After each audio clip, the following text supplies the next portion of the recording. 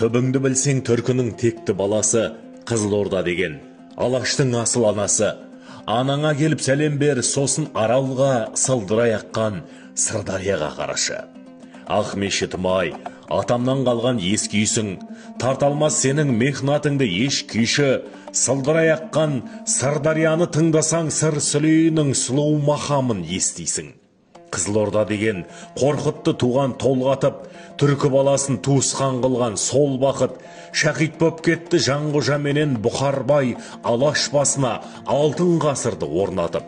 Темірбектердің намысы болып найқалдым, тұрмаған беттей турасын сөздің айталдым.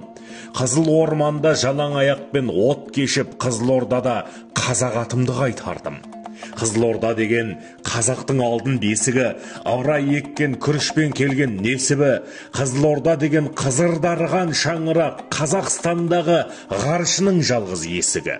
Қызылорда деген құбыла соққан әуен жел, мың жылдықтар мен 100 жылдықтағы мәнерлер. Анадан туған атыраптағы алталаш, ұлыс күнінде анаңа келіп сәлем бер.